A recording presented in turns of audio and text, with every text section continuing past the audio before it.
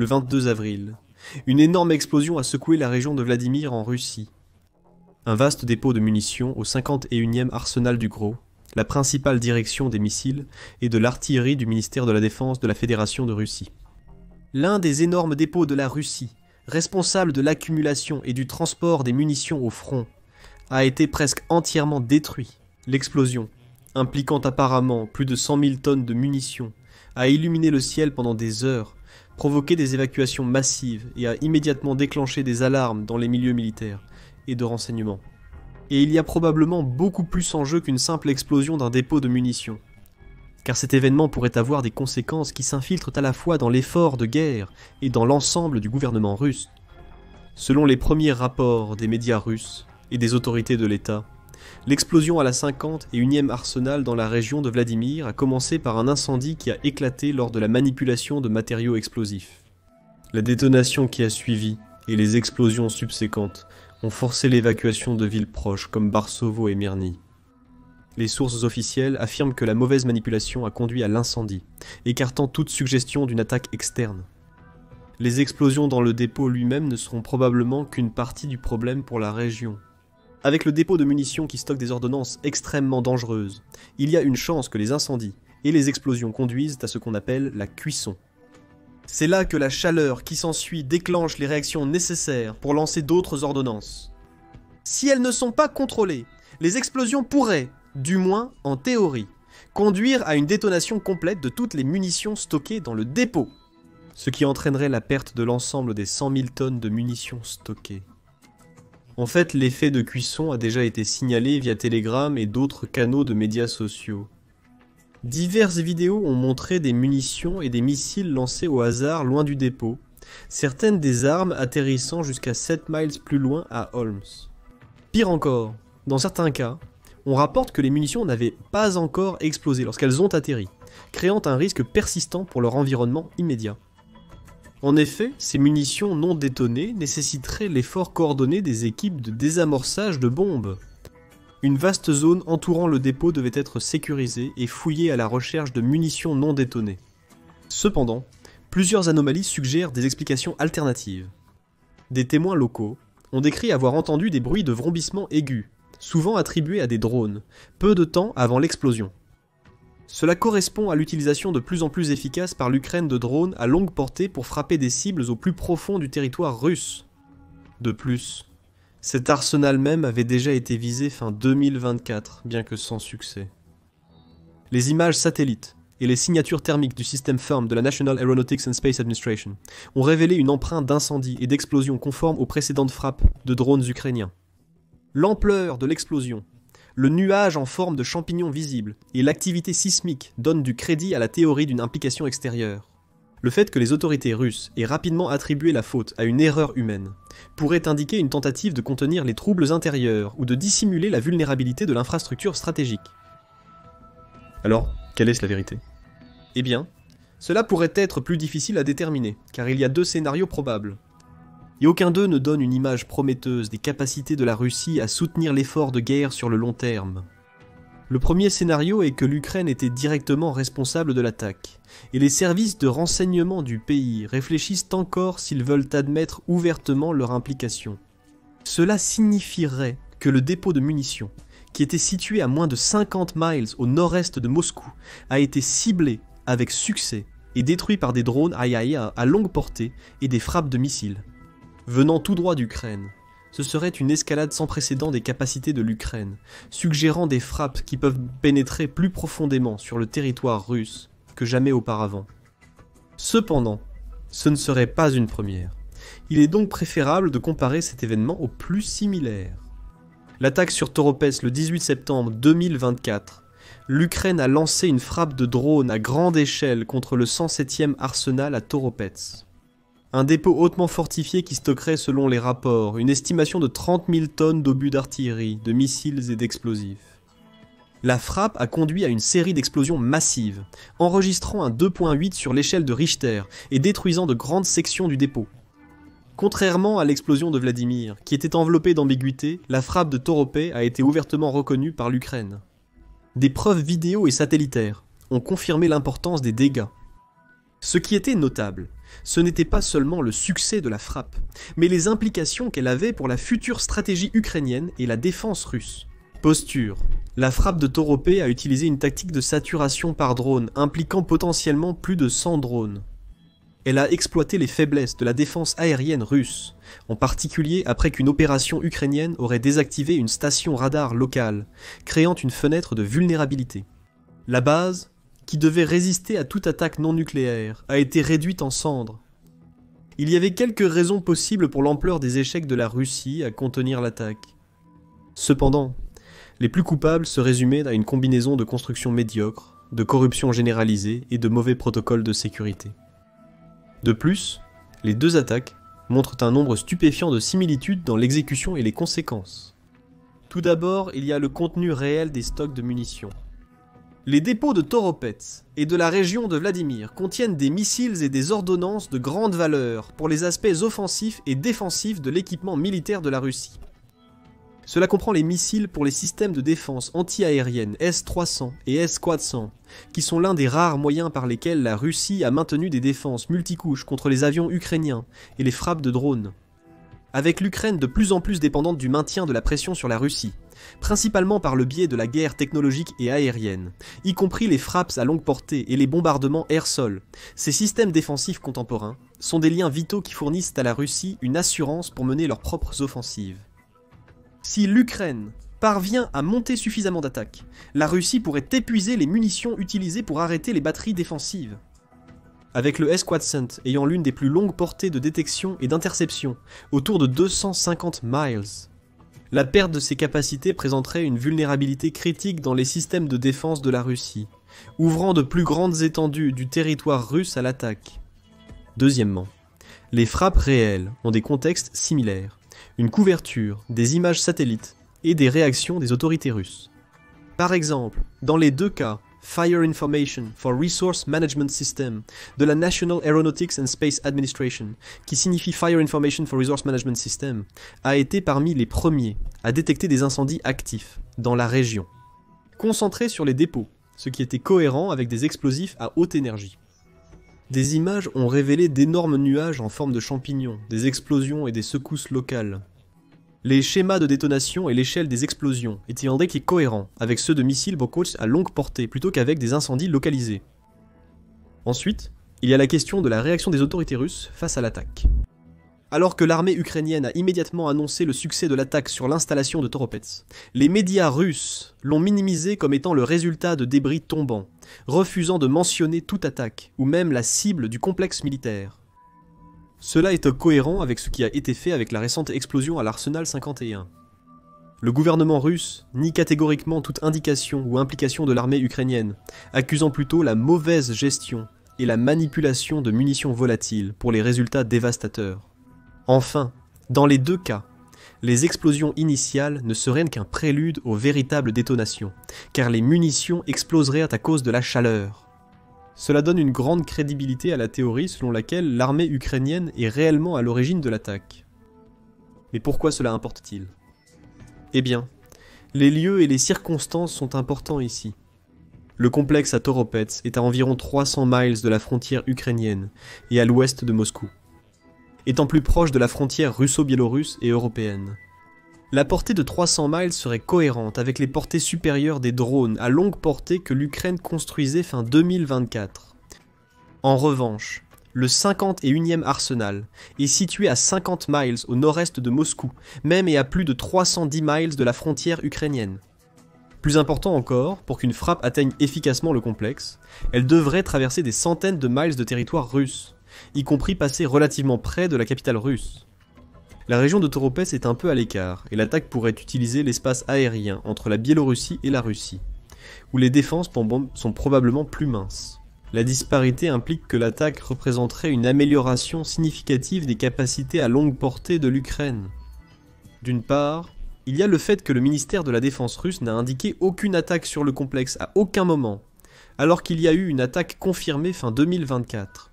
Cela suggère que les défenses anti-aériennes dans la zone ont été soit réussies à être trompées par les services militaires et de renseignement ukrainiens, ou qu'ils ont échoué à détecter une frappe en premier lieu. L'attaque représenterait également une autre amélioration des capacités de frappe à longue portée déjà impressionnantes de l'Ukraine. Les efforts du pays pour s'enfoncer davantage dans le territoire russe reposent uniquement sur des drones et des missiles. Ceci est dû au fait que toutes ces troupes terrestres sont déployées autour de la frontière ou dans le Donbass. L'attaque sur Toropet suggère qu'ils ont la capacité de planifier une attaque à grande échelle, impliquant plus de 100 drones. En revanche, l'attaque sur Vladimir est passée presque complètement inaperçue, indiquant qu'il y avait moins de vaisseaux attaquants en jeu. Il est tout à fait possible que l'ensemble de l'attaque ait été mené par un nombre à un chiffre de drones à longue portée, chacun ayant une taille de charge utile considérablement augmentée. Augmenter la charge utile des munitions réduit naturellement la vitesse et la portée du drone. La capacité de l'Ukraine à compenser cela et à maintenir et augmenter la portée n'était rien de moins qu'impressionnante. Pire encore, l'attaque sur le 51e arsenal, si c'était bien une, est survenue environ 5 mois après les premiers rapports de frappe sur le complexe et plus d'un demi-année après les explosions à Toropet. Cela aurait donné à la Russie plus que suffisamment de temps pour analyser les défaillances des défenses existantes dans des complexes supposément renforcés et créer un réseau plus complet pour protéger l'un de ses atouts les plus vitaux dans la guerre, le complexe militaro-industriel. Le fait que les stocks militaires russes et même les installations de production soient efficacement ciblés et même détruits par les frappes à longue portée de l'Ukraine mine la propagande persistante du Kremlin selon laquelle la Russie gagne décidément la guerre. Cela est encore compliqué par le fait que les dernières attaques sont effectivement de l'autre côté de Moscou, par rapport à la frontière Russie-Ukraine. Si les attaques peuvent réellement atteindre plus loin que la capitale, alors ce n'est peut-être qu'une question de temps avant. Certaines frappes ukrainiennes trouvent inévitablement leur chemin jusqu'au Kremlin lui-même, compromettant le centre de gouvernance de la Russie.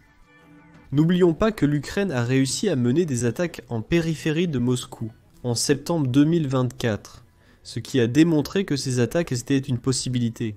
Même alors, les capacités améliorées au cours des 8 derniers mois le rendent pratiquement acquis, ce qui pourrait déstabiliser la structure défensive de tout le pays. Mais qu'en est-il de l'autre possibilité, celle où les explosions sont entièrement dues à des défaillances internes de mauvaise manipulation, d'explosifs et de munitions? Lors de la fabrication, du transport ou même simplement du stockage des munitions pour l'effort de guerre, cela donne une image totalement différente de l'incapacité totale de la Russie à produire suffisamment de munitions pour répondre aux demandes considérablement accrues de la guerre en cours. Rappelez-vous, l'ensemble de l'effort de guerre était censé durer seulement 3 jours à 3 semaines. Plus de 3 ans se sont écoulés depuis le début du conflit qui semble sans fin.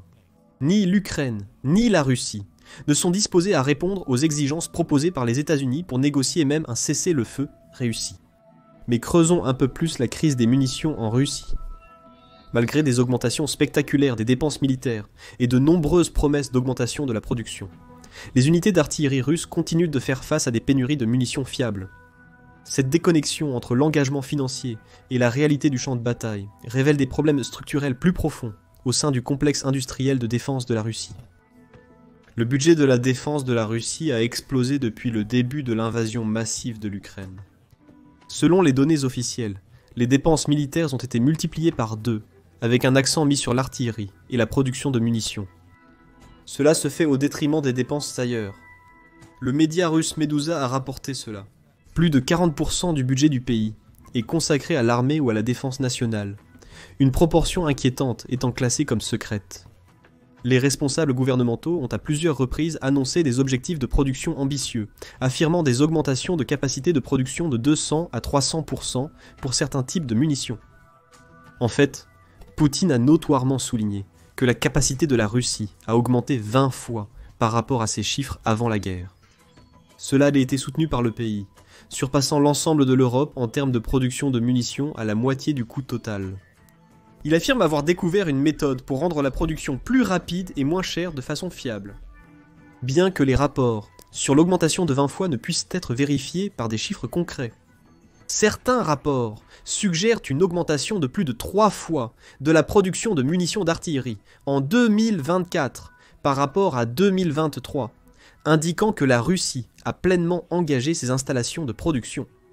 Cependant, Ces mêmes rapports ne pouvaient pas dire de manière vérifiable si l'augmentation de la production provient de l'amélioration de la capacité à créer de nouvelles munitions, ou de la capacité à rénover des munitions plus anciennes et dépréciées en ordonnance fonctionnelle. La Russie a modernisé son artillerie, ses systèmes anti-aériens et de chars depuis l'ère soviétique, tout en conservant un stock conséquent d'anciennes munitions. Cela ne verrait pas d'utilisation active en temps de guerre sans cette rénovation. Et pourtant, les rapports provenant des lignes de front décrivent constamment des unités russes opérant sous des politiques strictes de rationnement des obus. Les évaluations du renseignement ukrainien suggèrent que les taux de tir de l'artillerie russe ont considérablement diminué par rapport au niveau de début de guerre, malgré l'importance stratégique de l'artillerie dans la doctrine militaire russe. Par exemple, certaines des avancées les plus récentes tentées par la Russie ont été réalisées uniquement à l'aide de l'infanterie, dans une stratégie appelée attaque de vagues humaines. L'absence de soutien de l'infanterie mécanisée ou de l'artillerie lors de ces tentatives suggérait que la Russie retenait soit ses munitions pour un effort plus substantiel plus tard, soit qu'elle en manquait simplement. Cela n'aide pas que l'Ukraine ait réussi à frapper en profondeur la Russie pour détruire des stocks de munitions vitaux. L'attaque de Toropets n'était guère un incident isolé, car septembre 2024 a vu 3 autres dépôts frappés. Les pertes au 51e. L'arsenal serait la cerise sur le gâteau, car c'est l'un des plus grands complexes uniques utilisés par le pays jusqu'à présent. Ce paradoxe de budget croissant, parallèlement à la disponibilité décroissante des munitions, suggère qu'il y a autre chose en jeu, l'incapacité de la Russie à s'adapter. De nombreuses usines de munitions russes datent de l'époque soviétique et nécessitent une modernisation significative. La restructuration de ces installations est un processus long qui requiert une expertise dont la Russie ne dispose pas actuellement. Les sanctions occidentales ont restreint l'accès à des composants cruciaux et à des équipements de fabrication. Les machines de précision, l'électronique spécialisée et les matières premières sont devenues difficiles à obtenir car les importations de pièces technologiques vitales ont été interrompues ou remplacées par des alternatives moins efficaces en provenance de Chine. L'industrie de la défense russe fait face à des défis majeurs en termes de personnel. Les ingénieurs expérimentés et les techniciens qualifiés sont en pénurie. Rappelez-vous, le président Vladimir Poutine a annoncé vague après vague de conscription, chacune utilisant des hommes en bonne santé aux âges exacts. Ils devraient être les plus efficaces dans l'industrie de la production et les services technologiques. De plus, au moins 900 000 personnes ont quitté le pays au cours de la première année de l'invasion, la plupart des émigrants appartenant aux travailleurs de la classe moyenne, qui représentaient les futurs employés de la Russie. De plus, les obus d'artillerie modernes nécessitent des processus de fabrication précis, et la production de propulseurs, de fusées et de corps d'obus nécessite une expertise technique qui ne peut pas être rapidement mise à l'échelle. Sous la pression pour atteindre des quotas de production irréalistes, les fabricants de munitions russes ont peut-être fait des compromis sur le contrôle de la qualité. Les rapports de détonation prématurée dans les pièces d'artillerie russes ont considérablement augmenté. Des ratés et des obus aux performances balistiques incohérentes ont été largement documentés. Même si nous ne tenons pas compte de l'explosion d'avril 2022, il y a eu de nombreux rapports d'explosion de composés russes sans interférence ukrainienne. Tout cela implique que la fabrication russe de munitions et d'armements a simplement été accélérée ou externalisée, plutôt qu'améliorée. La Russie pourrait produire des armes plus rapidement, mais ne les teste pas assez. Cette dégradation des normes crée une boucle de rétroaction dangereuse. Des munitions peu fiables réduisent l'efficacité de l'artillerie, augmentant la demande de munitions, ce qui compromet davantage la qualité. La corruption est un problème omniprésent en Russie. Des enquêtes menées par des médias russes indépendants ont révélé des cas où des usines déclarent produire des milliers d'obus, mais ils ne se matérialisent jamais. Des fonds sont alloués et dispersés, mais les munitions n'existent que sur papier. Les cadres intermédiaires des installations de production gonflent régulièrement les chiffres de production pour répondre aux attentes, tout en détournant des ressources. La corruption a incité à substituer des matériaux inférieurs dans les composants des munitions. Les métaux de qualité sont remplacés par des options moins chères, les explosifs sont dilués, et les propulseurs haut de gamme sont échangés contre des versions inférieures. Ces substitutions sont rarement détectées en raison des procédures d'inspection abrégées et des pots de vin, à pratiquement tous les niveaux de l'industrie. Cette tendance n'est pas non plus nouvelle, car les rapports ne datent pas des années 2020, mais des années 2010. L'insistance continue de la direction russe à affirmer que la production répond aux besoins militaires, malgré les preuves du contraire, reflète un dangereux décalage entre la rhétorique politique et la réalité du champ de bataille. Cette lacune d'information a des conséquences stratégiques. Des attentes de production irréalistes conduisent à davantage de raccourcis et à une dégradation de la qualité. Les planificateurs militaires basent les opérations sur des approvisionnements en munitions inexistants, ou qui n'arriveront pas. Les commandants en première ligne perdent confiance dans le système d'approvisionnement, affectant le moral et les décisions tactiques. La doctrine militaire de la Russie, qui dépend de plus en plus des officiers de haut niveau, signifie que le pays continuera à perdre des soldats à un rythme sans précédent. Pour couvrir ces échecs. Ailleurs, la crise des munitions en Russie représente plus qu'un simple problème de chaîne d'approvisionnement. C'est un échec systémique résultant de la corruption, des limitations infrastructurelles et des attentes politiques irréalistes. Les pertes constantes de stock créent encore plus de problèmes pour la chaîne d'approvisionnement russe si l'Ukraine prouve qu'elle peut attaquer constamment les approvisionnements de la Russie à des centaines de kilomètres de ses frontières. Le complexe militaro-industriel russe doit passer de l'ouest du pays, plus peuplé et favorable, à l'est plus clairsemé. Ces régions ont leur propre part de problèmes. Premièrement, le pays n'a pas l'infrastructure nécessaire pour soutenir la construction d'une nouvelle arme, les stocks et le transport des munitions d'est en ouest, à l'échelle nécessaire pour poursuivre l'effort de guerre au même rythme. Deuxièmement, il est impossible de déplacer les installations de production vers des régions à faible densité de population et aux orientations industrielles différentes. Le talent doit se déplacer, ce qui pourrait provoquer de graves protestations et des retards logistiques. Cette situation montre que l'augmentation des budgets seuls ne peut pas résoudre les échecs institutionnels profondément ancrés. Pour les forces russes, les conséquences sont immédiates et sévères. Les tactiques centrées sur l'artillerie deviennent moins viables, la flexibilité opérationnelle diminue et les vulnérabilités augmentent. Sans approvisionnement fiable en munitions, l'avantage numérique de la Russie en matière de système d'artillerie devient sans signification. Même avec l'élimination de la corruption et le rétablissement du contrôle de la qualité, les contraintes physiques de la production de munitions resteraient. Les processus de fabrication requièrent du temps, de l'équipement spécialisé, et une expertise qui ne peuvent être invoquées par la seule volonté politique. Tant que ces problèmes fondamentaux ne sont pas résolus, les unités d'artillerie et de défense aérienne de la Russie continueront à tirer moins d'obus, avec moins de précision, et avec un effet diminuant. Peu importe combien de roubles sont alloués à la résolution du problème. Ainsi, l'explosion à l'Arsenal 51 est un autre rappel que l'économie et l'industrie fragile de la Russie sont sévèrement affectées par la guerre. Et l'Ukraine. Apprendre rapidement et s'adapter plus vite montre comment une force plus petite peut frapper bien au-dessus de son poids, en ciblant ses vulnérabilités pour transformer l'armée autrefois saluée de la Russie en une risée pour le monde entier à voir. La question maintenant n'est pas de savoir si l'Ukraine peut frapper à nouveau, c'est comment la Russie va essayer de les arrêter, et si elle le peut encore. Mais qu'en pensez-vous ? Ces attaques sur les stocks militaires russes signalent-elles un changement de stratégie de l'Ukraine ? Et comment la Russie s'adaptera-t-elle face à ces faiblesses grandissantes ? Partagez vos réflexions dans les commentaires, et merci de votre visionnage. Et n'oubliez pas de vous abonner à The Military Show pour plus d'actualités et d'informations sur les conflits en Ukraine, au Moyen-Orient et dans le monde entier.